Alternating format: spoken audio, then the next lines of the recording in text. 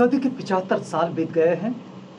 स्वतंत्रता का अमृत महोत्सव मनाया जा रहा है और हमारे साथ स्वतंत्रता के अमृत महोत्सव का अपने नज़रिए से मूल्यांकन करने के लिए इस समय हमारे साथ स्टूडियो में है प्रसिद्ध संविधान विशेषज्ञ और बहुजन रिपब्लिकन सोशलिस्ट पार्टी के संस्थापक अध्यक्ष डॉक्टर सुरेश माने सर। आज बातचीत करेंगे उनसे कि स्वतंत्रता के अमृत महोत्सव को वे कैसे समझते हैं। सर, कार्यक्रम में आपका स्वागत है। सर, बात यहाँ से शुरू करना चाहेंगे कि 75 साल बीत गए हैं और आज़ादी का अमृत महोत्सव मनाया जा रहा है।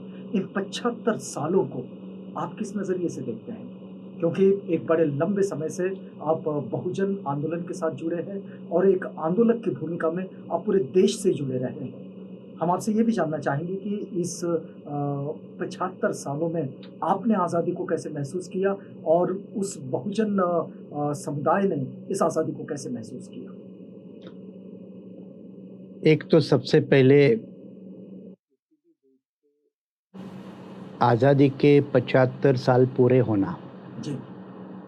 और वो भी एक अच्छे राष्ट्र के तौर पर, तो वो किसी भी उस देश के नागरिक के लिए गौरवशाली बात है, अभिमान वाली बात है और हमें भी उसके बारे में अभिमान होना चाहिए, गर्व होना चाहिए, फ़क्र होना चाहिए। इसलिए मैं भी अपने आप को इस आज़ाद भारत के नागरिक होने के नाते आज़ादी को सैल्यूट करना, सम्मान करना और जिन्होंने इस आज़ादी की जंग लड़ी है, अंग्रेज़ पूर्व कालखंड से लेकर कुछ रिकॉग्नाइज, कुछ अनरिकॉग्नाइज, कुछ हीरोज़, कुछ अनसंग हीरोज़, इनके आज़ादी के लड़ाई को याद करना भी उतना ही ज़रूरी है और उनको वंदन करना, आदर व्यक्त करना एक जिम्मेदार नागरिक होने के नाते सबका फर्ज है।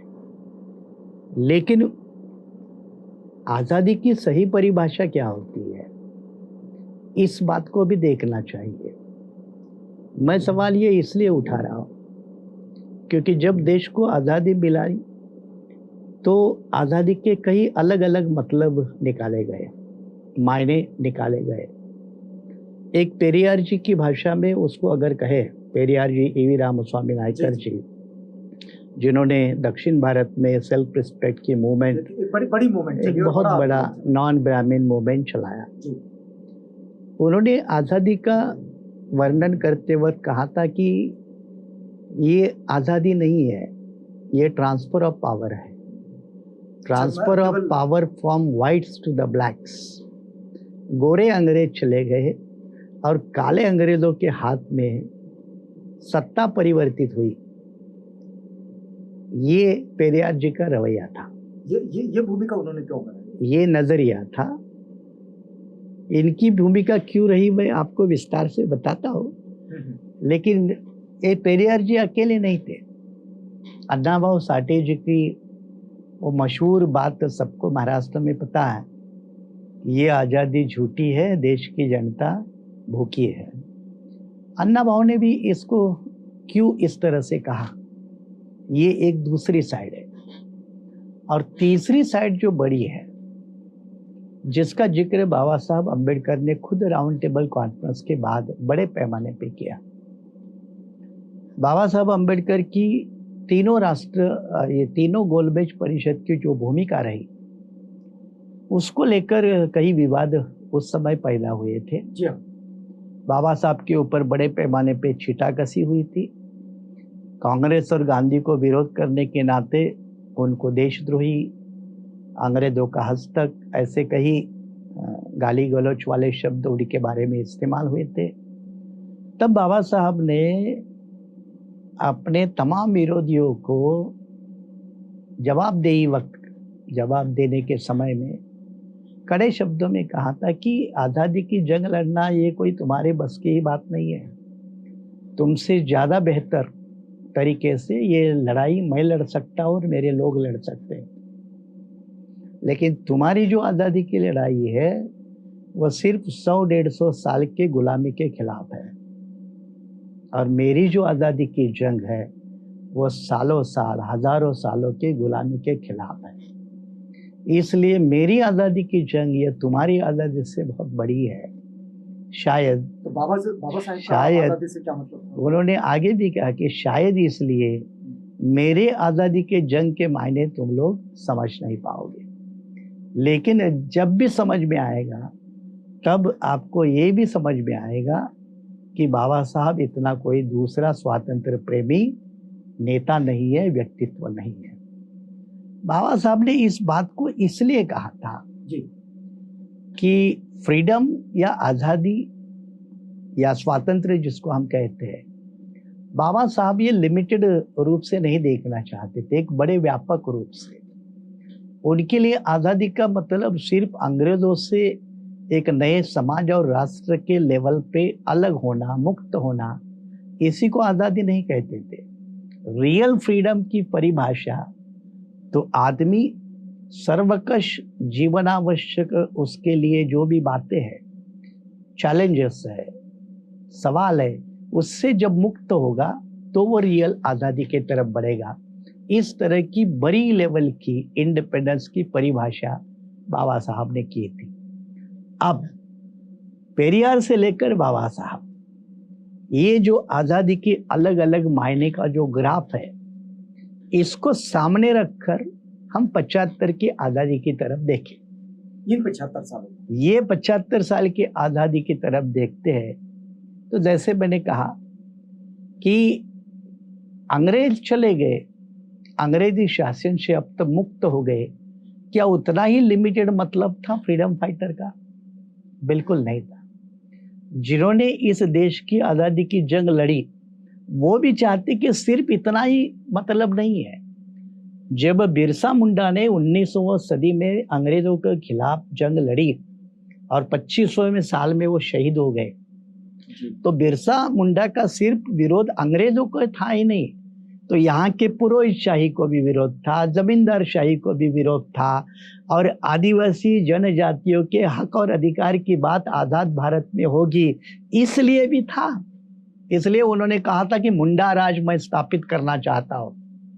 और उस मुंडा राज का क्या मतलब? मुंडा राज मतलब आदिवासियों का राज मैं स्थापित करना चाहता हूँ। तो ये बिरसा की परिभाषा में आज़ादी 75 साल की तरफ हम देखें तो बिरसा के पर्सपेक्टिव से आपको ये आज़ादी वो उस आज़ादी तक लेके नहीं जाती, ये भी बात ध्यान में रखनी चाहिए। दूसरी बात, बाबा साहब की संविधान सभा का आखिरी भाषण है। आखिरी भाषण में बाबा साहब ने कहा है कि आज़ादी बहुत अच्छी बात है, अभिमान पूर्वक बात है, लेकिन आज़ादी मिलने के बाद अब आप किसी भी चीज़ का ठिकरा अंग्रेजों के सर पे नहीं फोड़ पाओगे। जो भी कुछ गलतियां होगी उसकी जिम्मेदारी आपकी होगी। मतलब आज़ादी ने आपको मौका जरूर दिया है, आज़ादी दी है, लेकिन आपकी जिम्मेदारी का क्या, इसके तरफ भी ध्यान होना चाहिए। और ये जिम्मेदारी की बात आती है तो पिछले 75 साल में जो भी समस्या देश के सामने रही, चाहे नागरिक के तौर पर, चाहे विदेश नीति के तौर पर, चाहे एग्रीकल्चर पॉलिसी को लेकर या देश की अर्थव्यवस्था को लेकर, किसी भी समस्या अगर 75 साल में रही है तो उसके लिए जिम्मेदार कौन है, इसकी भी समस्या 75 साल के अंदर होनी चाहिए।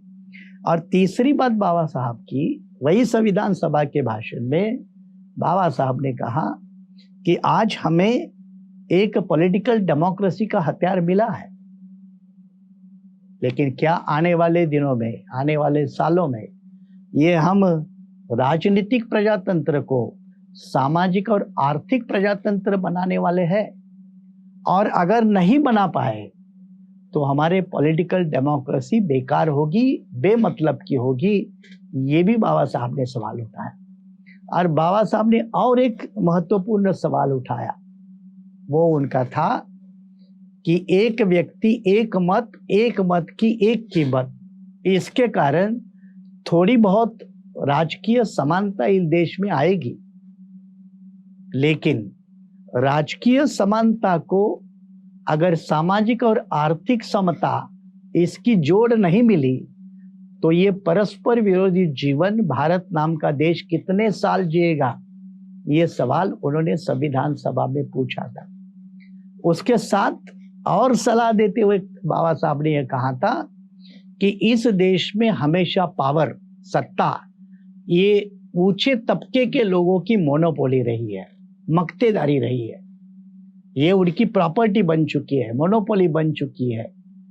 और बाबा साहब ने उसके साथ ये जोड़ते वक्त कहा कि इस देश का बहुत बड़ा तबका जो बहुजन वर्ग है, शोषित क्लास है, वो हमेशा इन ऊपर वाले तबकों के नीचे दबा हुआ नजर आता है। क्या ये तबका मुक्त होगा आजाद भारत में?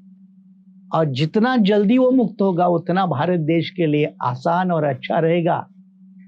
आज 75 साल के बाद ये सवाल उठा सकते हैं कि क्या बाबा साहब ने संविधान सभा में जो अपेक्षाएं व्यक्त की थी, क्या हमारी पॉलिटिकल डेमोक्रेसी, इकोनॉमिक और सोशल डेमोक्रेसी बनी है?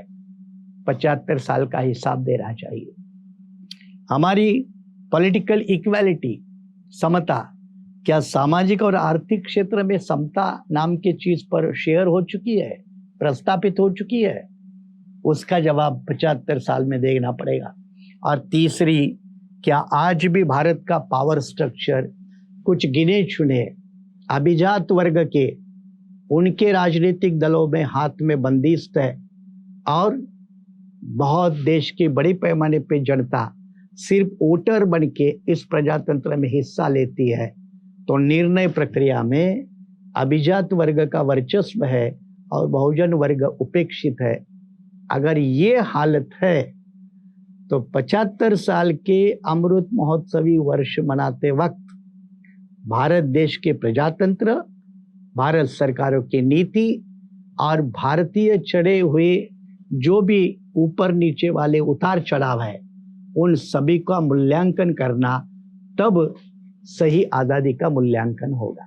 इस मूल्यांकन को आप किस दृष्टि में देख रहे हैं? क्योंकि ये तो आपने ऐतिहासिक उस पार्श्वभूमि को विशद किया है कि हमारे जो पुरोधा है, जिन पुरोधाओं ने आज़ाद भारत से क्या अपेक्षाएं व्यक्त की, और वो उन अपेक्षाओं पर इन 75 सालों में हम लोग कितना चल पाए, आपको क्या लगता है? अगर मेरी दृष्टिकोण से आप पूछ रहे हैं जी, तो इस 75 साल में कुछ भी नहीं कहना ये बिल्कुल गलत है। कुछ भी नहीं हुआ ये कहना बिल्कुल गलत है, बेबुनियाद है, उसका कोई मीनिंग नहीं होगा। लेकिन जो कुछ हुआ क्या वो पूरा है? तो उसका जवाब है नहीं। तो जवाब क्या है? तो पूरा क्या होना चाहिए? जवाब ये है कि जितना भी 75 साल में हासिल किया है वो करने के पीछे कमिटमेंट, इच्छा शक्ति और ताकत सही दिशा में होती ना, तो इससे ज्यादा हो सकता था। तो इससे ज्यादा नहीं होना ये नेशनल डेफिशिएंसी है, ये राष्ट्रीय हानि है। इसको मैं अगर उदाहरण के तौर पे समझा दूं तो 1947 में हमारे जितने स्कूल देश में थे उसमें आज बहुत बड़ी बढ़ोतरी है, हुई है ना? बढ़ोतरी हुई है। स्कूल, कॉलेजेस, यूनिवर्सिटी, बढ़ोतरी हुई है। एजुकेशन नेटवर्क फैला हुआ है, ये अच्छी बात है। लेकिन अगर ओरिजिनल संविधान कर्ताओं की भूमिका थी कि भारतीय संविधान शुरू होने के 10 साल के अंदर इस देश के हर बच्चों को 14 साल की उम्र तक फ्री और कंपलसरी एजुकेशन दिया जाएगा, अगर ये संविधान कर्ताओं द्वारा निर्धारित नीति नेहरू सरकार से लेकर 60 तक नेहरू सरकारी थी पहले 10 साल में, अगर ये लागू की होती तो ये भारत की, वर्तमान भारत की तस्वीर, उसकी शक्ल बहुत अलग होती। ये नहीं हुआ। ये 75 साल के पहले 10 साल में नहीं हुआ। लेकिन अभी तो नई शिक्षा नीति लगी, पहले ये 10 साल में नहीं हुआ। अब नई शिक्षा नीति तो अलग बात है। मैं दूसरा उदाहरण देता हूँ जी। दूसरा उदाहरण कि वर्तमान भारत में आज भी हम 1964 में किसी एजुकेशन कमीशन ने, कोठारी कमीशन ने ये कहा था शिक्षा के ऊपर हमारे टोटल जीडीपी का कम से कम 6% धन, पैसा लगना चाहिए, बजट लगना चाहिए। लेकिन आज तक 2022 में हम बैठे हैं, बात कही थी कोठारी कमीशन ने 64 में, मतलब वो लगभग 36 इयर्स और ये 22, आज तक हम 4% टोटल जीडीपी का हिस्सा शिक्षा के लिए नहीं लगा रहे। तो नुकसान किसका हो रहा है? गोर गरीब बहुजन तबके का। मैं आपको हेल्थ सेक्टर का उदाहरण देना चाहूंगा। तो क्या आप ये कहना चाह रहे हैं कि ये इच्छा शक्ति ही नहीं रही? मैं आपको वही सबूत के तौर पर, इच्छा शक्ति है ही नहीं है, क्यों नहीं है उसका भी मैं जिक्र करूंगा आपको कि हेल्थ सेक्टर को अभी कोविड के समय में पूरा एक्सपोज हो गया। कितने हॉस्पिटल, कितने डॉक्टर, क्या हाल है, ये एक्सपोज हो गया। दुनिया के देशों और कंपैरिजन करें तो जुडिशियरी इन्वेस्टिगेटिंग एजेंसी, वहां का नेटवर्क और यहाँ का नेटवर्क पूरा एक्सपोज हो जाता है। और इसको बड़े ऑथेंटिक रूप से आंकड़ेवारी के साथ कई लोगों ने कहा है बार बार। हेल्थ सेक्टर का जो मैंने उदाहरण दिया, आज भी हमारे टोटल जीडीपी का 2% हिस्सा बजट हेल्थ सेक्टर को नहीं लगता है। कीमत किसको चुकानी पड़ती है? सरकारी अस्पताल में जाने वाले गरीब आदमी को, जो बेसहारा आदमी है। और ये आबादी कोई कम नहीं है, ये आबादी आज भी 140 करोड़ वाले आबादी के भारत में 80-90 करोड़ की आबादी है, मतलब 2/3 से ज्यादा आबादी है। अगर 2/3 भारत, इंडिया, अगर मानव विकास से वंचित है, ह्यूमन डेवलपमेंट से दूर है, तो 75 के आजादी के इस कार्यकाल में डेवलपमेंट किसकी हुई, विकास किसका हुआ? ये सवाल सीधा सीधा है। और इसीलिए जो हुआ वो 5-10% हुआ है, इससे ज्यादा होना चाहिए था। लेकिन सरकारें, नीति और नीतिकारों ने बनाई हुई नीति, इनमें कहीं ना कहीं एक नया राष्ट्र निर्माण करने के लिए जो 100% कमिटमेंट की जरूरत होती है, इच्छा शक्ति होती है, वो कम है और इसकी कीमत हमें आज चुकानी पड़ रही है। क्या ये विकास का सही विभाजन भी दिखता है, जिसको समान कहे? विकास का विभाजन तो है, इसको गहराई से देखना चाहिए। उदाहरण के तौर पे मैं कह दूं कि कोविड के समय में पिछले 2-2.5 साल पूरा भारतवर्ष कोविड के सामने लगभग ढीला पड़ गया, अर्थव्यवस्था चरमराई गई, साधारण आदमी का फैमिली बजट कोलैप्स हो गया। लेकिन प्राइवेट चंद उद्योगपति, इनकी प्रॉपर्टी में कोविड के समय में भी बढ़ोतरी हुई। ये कैसा हुआ? अगर आपका नेशनल ग्रोथ टोटल नीचे जाता है तो प्राइवेट प्लेयर की प्रॉपर्टी क्यों बढ़ती है? इसका मतलब इंडिया के इकोनॉमिक पॉलिसी में या अर्थनीति में इस तरह का बदलाव आया है, या सरकार के गलत तरीके के कारण लाया है कि यहाँ के पूंजीपति, पहले हम गिनते थे 1947 में भारत में $100 मिलियन वाले कितने हैं, तो 100 मिलते थे, आज आपको 1000 के ऊपर मिल रहे हैं। इंडिया में जिस तरह से गरीबों की धनों की बढ़ोतरी हो रही है, तो अमेरिका में भी उतने बड़े रेशियो से धनाढ्य लोगों की, ये पूंजीपति लोगों की उतनी प्रॉपर्टी क्यों नहीं बढ़ रहे? इसका मतलब भारत की अर्थव्यवस्था गरीबों के काम में कम आती है और धनवानों के काम में ज्यादा आती है। ये इल्जाम नहीं, ये इल्जाम, मैं इल्जाम कह रहा हूं, ये इल्जाम आजादी के 75 साल में हम बिल्कुल सरकार के ऊपर लगा सकते हैं। ऐसी आज वास्तविक हालत है। तो फिर इसको अगर हम लोग सकारात्मक दृष्टि से देखें कि भाई ये सारी स्थितियां बदलेगी कैसे? नहीं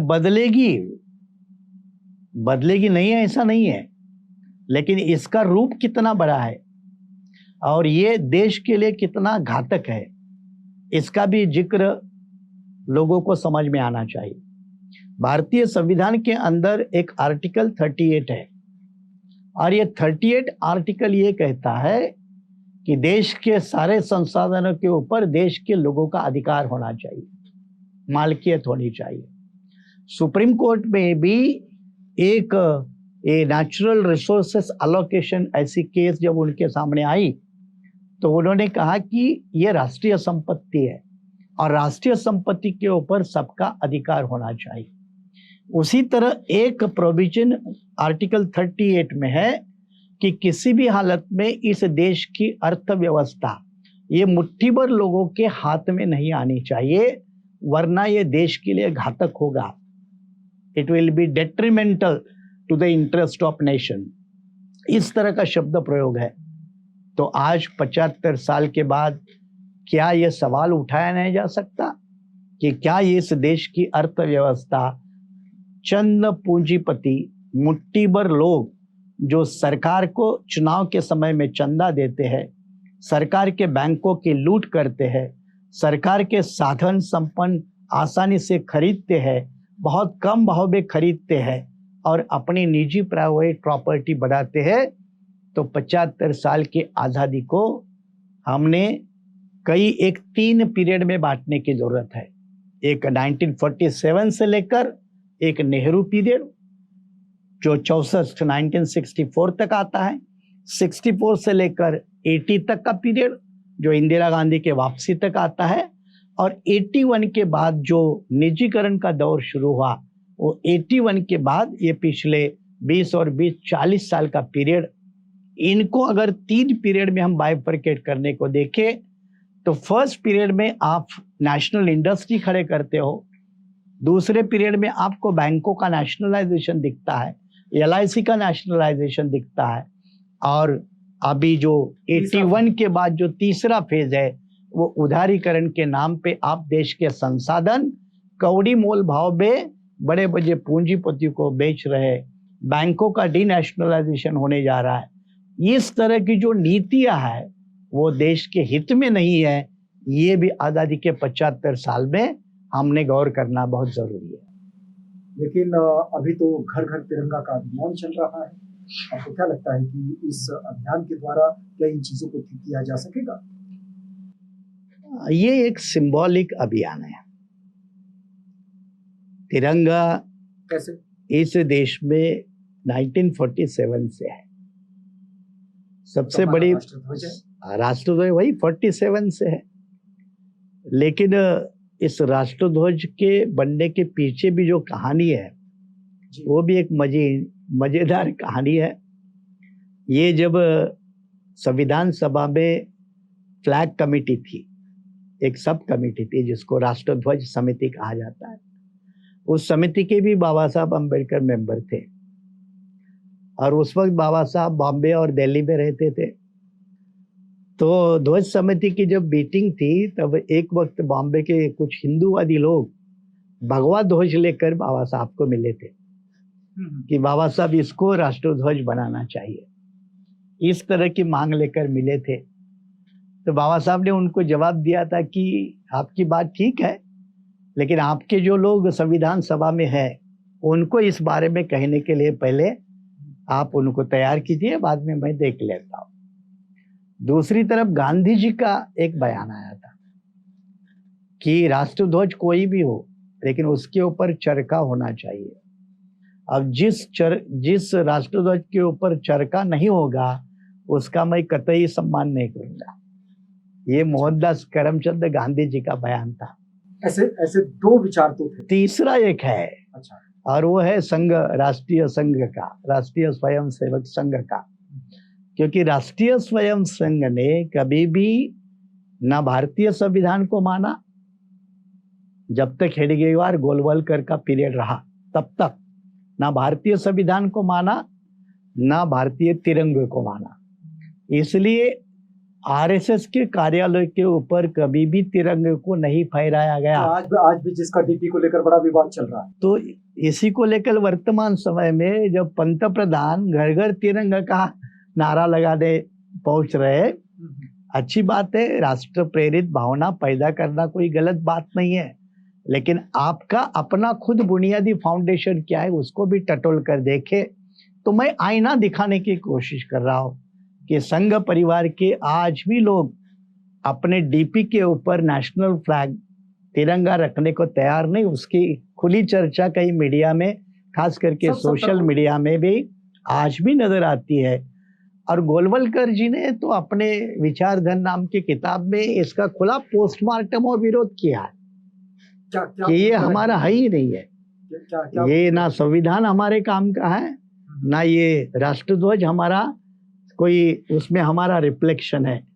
इसलिए संघ परिवार की एक तीसरी भूमिका है, वो कैसे? इसीलिए गांधी जी की दूसरी हो गई, फिर एक हिंदूवादी लोगों की पहली रही और संघ परिवार की तीसरी रही। इस हालत में भारतीय संविधान सभा के अंदर जो फ्लैग कमेटी थी उन्होंने ट्राई कलर तो एक्सेप्ट किया, ट्राई कलर आज़ादी के समय भी था, आज़ादी के आंदोलन में, लेकिन वहां से जो चरखा था वो हटाकर अशोक चक्र का सिंबल लाया।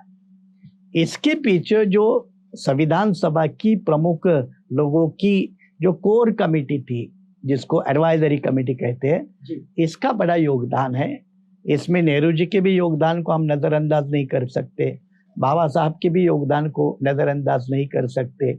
और खास करके देखो हमारा नेशनल एम्बलम अशोका पिलर के ऊपर जो 4 लायन है वो भी बुद्ध कल्चर से आते हैं, बुद्धिस्ट कल्चर से आते हैं, सारनाथ को रिफ्लेक्ट करते हैं।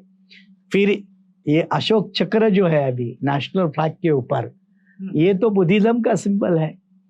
और कट्टर हिंदुत्ववादी समाज व्यवस्था, राजनीतिक व्यवस्था, इसका वकालत करने वाला संघ परिवार बुद्धिज्म की ये सिंबॉलिज्म को एक्सेप्ट करने में आज भी विरोध करता है, कभी खुलकर, कभी छिपी रूप से, या कभी ये कहकर कि बुद्ध भी हमारे हिंदू धर्म का ही हिस्सा है। इस तरह की एक नए खेल खेलने के काम करता है। इसलिए घर घर तिरंगा अच्छी बात है, अच्छी बात है। पहले इससे एक सब स्पष्ट होता है कि जिसके पास घर है वो अपना तिरंगा लगाए, जिसके पास घर नहीं वो कहाँ लगाए, वो एक अलग सवाल है। और इस देश में कितने बेघर लोग हैं ये भी आंकड़ेवारी सरकार के पास है, तो ये अच्छी बात है। मैंने कहा कि तिरंगा को लेकर एक राष्ट्र भक्ति और एक राष्ट्र प्रेम पैदा करना अच्छी बात है, लेकिन ये तकनीकें हिटलर ने भी जर्मनी में अपनाई थी। अंत क्या हुआ आप अच्छी तरह से जानते हैं। इसलिए मैं तिरंगा लेकर चलो, लेकिन ये मत भूलो कि जब हर घर घर तिरंगा लेके जाना है तो जिसके पास घर नहीं उसके लिए घर कब बनेगा। इस भूमिका को भी लेकर घर घर तिरंगा लेकर पहुंचो तो आज़ादी का और वो तिरंगे का सही रूप से सम्मान होगा।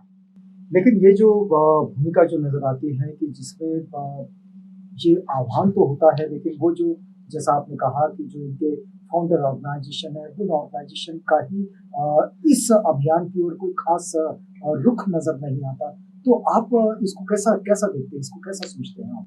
नहीं, इसमें सोचने की कोई अलग बात नहीं है। उनका जो फाउंडेशन है वो मैंने कहा एंटी संविधान, एंटी नेशनल फ्लैग, और इसी से उनकी भूमिका इसके आधार पर बना हुआ है। अच्छा, अब उनकी पॉलिटिकल मजबूरी है, वो पावर में है और देश के लोग उनके भूमिका को 100% समर्थन देने के लिए आज तो तैयार नहीं है। इसलिए वो अपने ओरिजिनल भूमिका के ऊपर ठाम नहीं रह सकते। इसलिए आज उनको बाबा साहब को भी एक्सेप्ट करना पड़ता है, मोहनदास करमचंद गांधी जी को भी एक्सेप्ट करना पड़ता है और सरदार पटेल को भी एक्सेप्ट करना पड़ता है। ये उनकी व्यवहारिक खिचड़ी है, पॉलिटिकल पावर के लिए खिचड़ी है।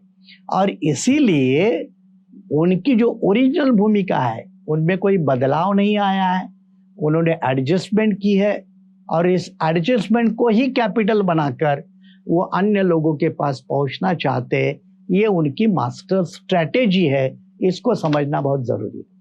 लेकिन इसी के साथ साथ एक बात जो हम देश में देखते हैं कि एक बहुत मतलब जिसको शिखर को छूती हुई महंगाई देखते हैं, हम ये भी देखते हैं कि बेरोजगारी इसका एक बहुत बड़ा आंकड़ा है।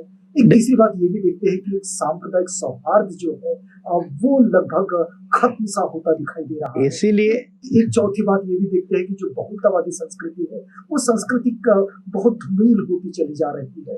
तो ये जो सारी चुनौतियां हैं, ये सारी चुनौतियों के तो बीच इसी हम जब आजादी का अमृत महोत्सव मना रहे हैं, इसीलिए तो हम चलते चलते आपसे एक टिप्पणी लेना चाहेंगे। नहीं, इसीलिए मैंने आपको शुरुआती में कहा जी कि देश के सामने, जनता के सामने जो मूल मुद्दे हैं, जो चैलेंज के रूप में आज हमारे सामने है, चाहे बात किसानों को हो, पढ़े लिखे नौजवानों की हो, उनकी नौकरी की हो, या जिस महंगाई का जिक्र किया आप उसकी है, या हमारा जो कॉस्मोपॉलिटियन कल्चर है, सौहार्द है, वो ख़त्म होने की बात हो, या इनटॉलरेंस, इसको टॉलरेंस होना चाहिए तो इनटॉलरेंस की बात हो, या लव जिहाद जैसे मामले हो, या गलत कानून का इस्तेमाल हो जैसे यूएपीए है, ऐसे कई मामलों में इनसे नज़र हटाना है।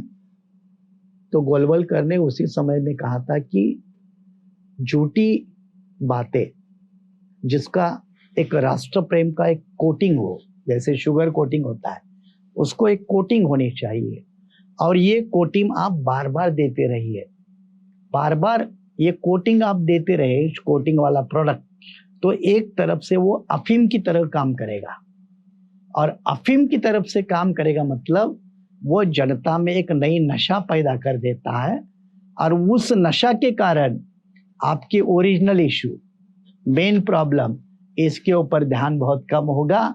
बॉर्डर पे क्या चल रहा है इसके ऊपर ध्यान होगा, जो एक अलग रूप लेता है। इसलिए कहते हैं कि राष्ट्रवाद, देश प्रेम, इसकी एक अलग तरीके से टॉनिक इस देश के सामने खड़ी करने की कोशिश बीजेपी द्वारा की जा रही है, और इसीलिए घर घर तिरंगा, अब ये कोई सरकार का कोई कार्यक्रम नहीं है, घर घर तिरंगा इतने सालों से चल ही रहा है ना, इसमें कोई तो बदलाव नहीं है। अब वो भी तिरंगा के झंडे जो बनाने वाले कॉन्ट्रैक्ट जिनको मिले, वो रूल के मुताबिक ना झंडे बना पा रहे हैं, या मार्केट में बेचने वाले लोग हैं ना वो ठीक तरह से उसका डिस्ट्रीब्यूशन कर पा रहे हैं, उसमें से कई लोग उसको रिटर्न करने जा रहे हैं। तो ये जल्दबाजी में क्यों, ये जल्दबाजी किस लिए? मैंने फिर कहा, अभी भी दोहरा रहा हूं कि नेशनल फ्लैग ये सबके लिए गर्व और सम्मान की बात है, लेकिन उसकी राजनीति अफीम की तरह है, जो देश के लोगों को एक गलत राष्ट्रवादी से प्रेरित करती है, देशभक्ति से प्रेरित करते हैं, और देश के सामने असली मुद्दे हैं उनके तरफ देखने का उसका चश्मा उतार देती है।